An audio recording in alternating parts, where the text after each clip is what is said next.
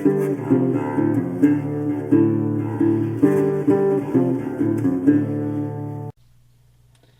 guys, welcome back. Today we're taking a look at my Savage Springfield 745c.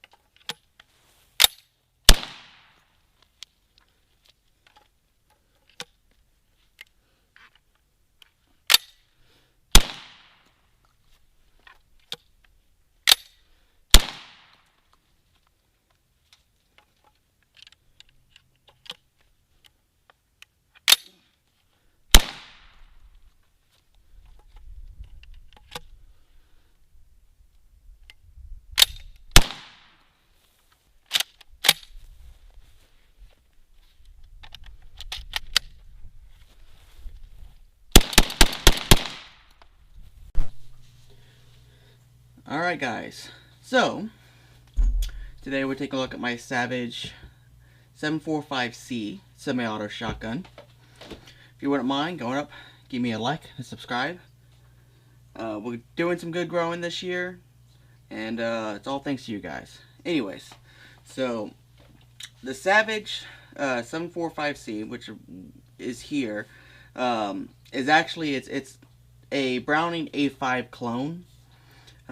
Of course, the Browning A5 came out in the early 1900s. I'm not exactly sure on the date on that, but the Remington, Savage, and a couple other companies came out and got the license to reproduce clones of the A5 platform, which is this here. And this is the version that Savage came out with. And I actually found this. This one was not a pawn shop find, like my usual guns. This comes from one of my gun stores that I go to. And this was in there. And the reason why I picked this one up is, one, I don't own a semi-auto shotgun. Which, you know, surprising. You know, I love shotguns. Shotguns are probably my favorite guns to shoot. And I don't own a semi-automatic. And I saw this in there. It had actually been in there for a good minute. And it had a the C Model C. There was a couple of them. There was the 745, the 745 AC, and the 745C. And I believe both the AC and the C came with select chokes, like my Mossberg. But the select choke was all blown out and damaged and unusable.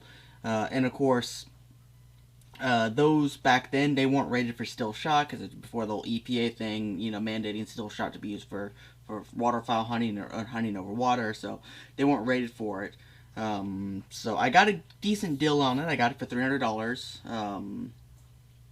It was right about market value. These things kind of fluctuate. Sometimes they're kind of expensive, sometimes they're kind of cheap. What everyone really wants is the Browning, not so much the clones, but they're still good guns. So anyways, I took it to my gunsmith. I had him chop the barrel down to 20 inches, put a bead on it. I want to say it was like 32 or 36 inches with the select choke on it. But the main reason I picked it up is, unlike the high powers and I think the Remingtons, the Savage, the receiver's made out of aluminum. course, I live down here on the coast, and the bird hunting I do is in salt water. So aluminum, to me, would make a perfect, saltwater bird gun. So, I kind of had the idea, I like this gun. I'm going to eventually, it's going to get painted up, look like, my other shotgun. It's going to get the Marine engine enamel on it, OD green. Same thing with the barrel. And then I actually bought this, which I had to do some bit of searching on this. This is a True Glow Select Choke that they used to produce that is now discontinued. But the reason I got this is because this is actually rated for steel shot. So my idea was, I get the Select Choke, and I get the inside of that barrel threaded for the Select Choke, and then I have a pretty much universal bird gun. The issue is my gunsmith doesn't have the type of threader to thread the inside of this, and neither does any of the gunsmiths in my area.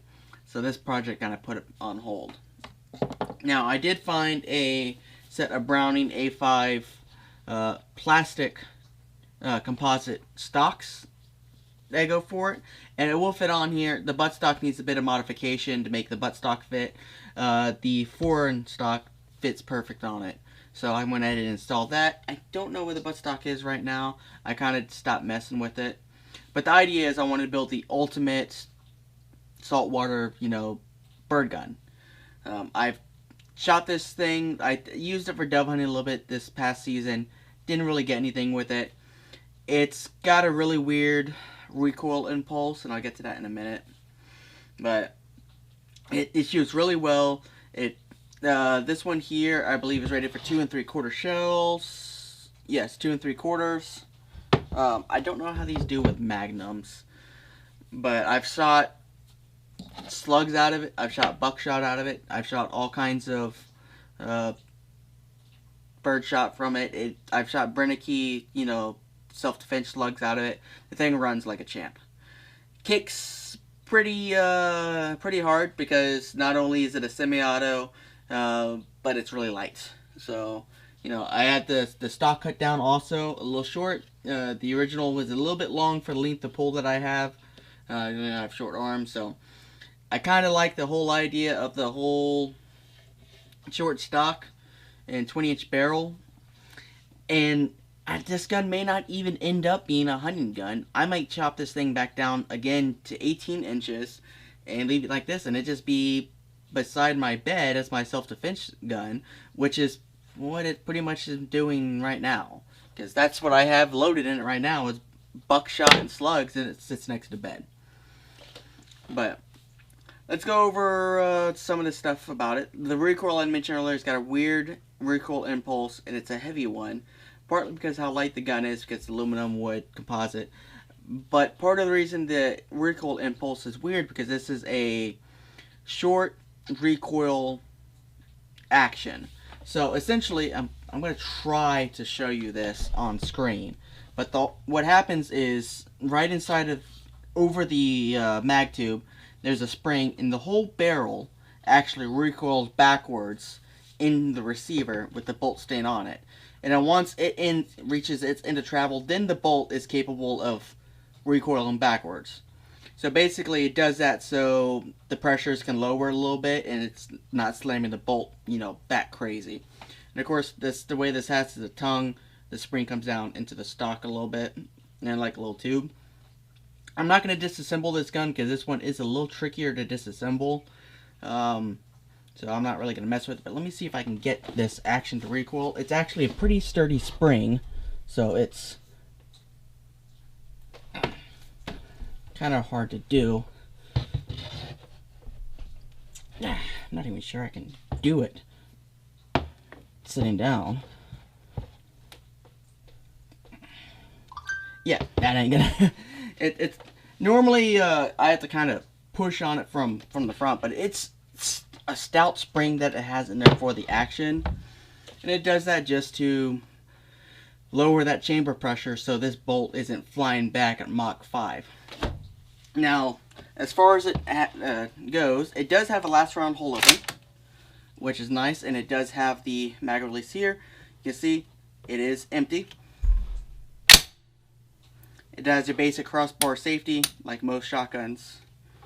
When I dated this shotgun, I believe this one here dated back in the late 40s when I dated the serial number on it. Now, something I don't particularly like about this shotgun is the loading lips on it. So, this loading tongue here, you have to hold the button in order to lower it down so you can load it. But the way that the loading tongue itself is shaped, it's kind of uncomfortable when you load it in there. You can kind of get your thumb jammed on there, and it's not very comfortable. It's not my favorite loading tongue design. And I think I've seen with the Brownings, they got some modifications on it. And some of the Browning ones are shaped differently, and I'm not sure if those actually fit in here. Some of these ports are interchangeable. Some of them are designed exactly the same, but just ever so slightly off. So they don't fit perfectly right, as in the stock that I have to modify to make it go on there.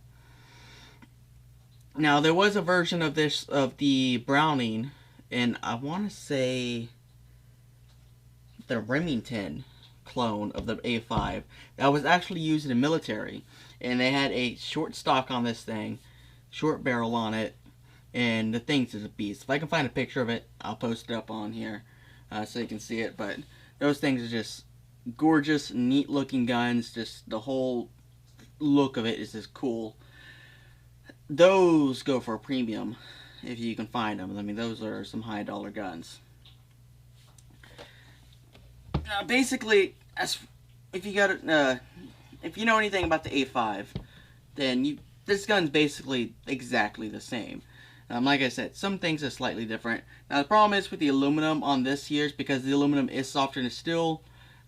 You do get some more scratches stuff on it. You see this one here has really nice little engravings of, I want to say that's pheasant on it. Pheasant's flying. And, not sure what that other thing is supposed to be. It's like a pheasant flying over some bushes. And maybe that's supposed to be clouds. I don't know. But, kind of caught my eye. Mostly it's aluminum receivers, but really made me want to get this specific shotgun.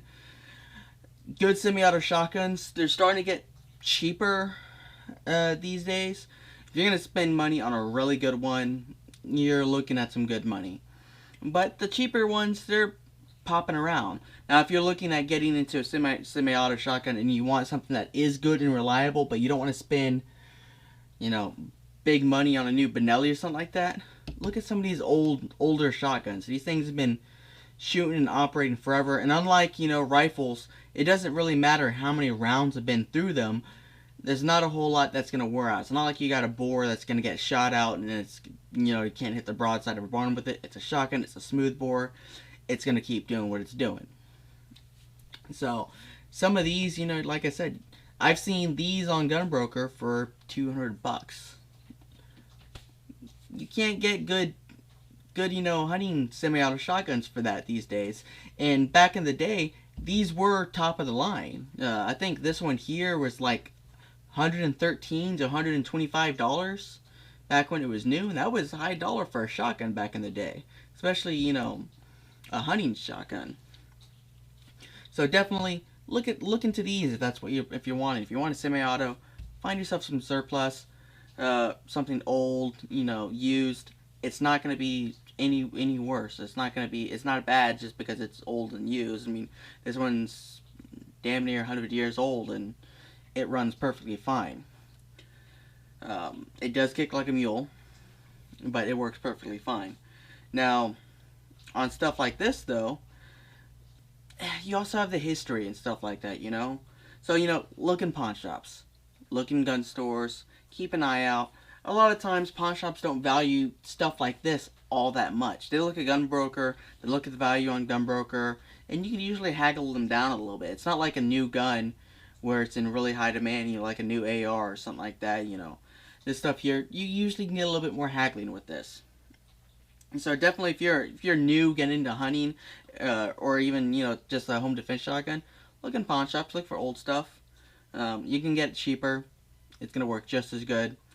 But do look for, check out the guns. Make sure that they're safe. Make sure that you don't have a lot of pitting inside of the barrel and inside the chamber. Make sure all the screws, bolts, all the pins are there. Make sure it's safe to use. But there's nothing wrong with the old shotgun. Now I think this is the last gun that I have footage for right this second, unless I can find some footage for that black powder rifle right there. I believe I have some. So that might be next week. If not, I might be going and doing some shooting this weekend with a couple new things. So we'll see how that goes. Anyways, another thing that's I wanted to mention about this here. The naming scheme on this shotgun is a little weird. It's a Savage, made by a Savage, but it's called the Savage Springfield 745. So it's a little weird on it. If you just Google Springfield 745, it's still gonna pop this shotgun up. You're still gonna see it, but it says Savage on the barrel, Springfield on the receiver. So when I actually got this shotgun, they weren't actually sure which brand it was. And I'm not sure if at the time Springfield and Savage had any kind of deal together that was producing these, or if it was just the naming through Savage. Not 100% on that. Couldn't really find too much information on that. Some of these clones that don't have as big a collector's following behind them, there's not as much information on their history. So it's sometimes stuff can be a little hard to find on these little less prevalent guns. So just keep that in mind. Parts are still out there. Numeric has parts, and I believe a couple other websites have parts. So just keep that in mind. But anyways, I'll see y'all next week. Y'all have a good one. Be sure to come over here and subscribe. And of course you have to hit the little bell. Otherwise, we won't show up in your notifications each time we post a new video. And check us out on Facebook and give us a like. We post all of our content there as well, as long as some pictures that we take. Speaking of Instagram, you can check us out on Instagram too. We post all of our pictures, some short clips that don't end up on YouTube, along with a little bit of funny stuff, some game recipes, and be sure to check us out on Patreon. We could always use the support. We got a lot of cool stuff coming up, but that stuff kind of isn't cheap, so every little bit of support helps and will help us get out some good content for everyone to see.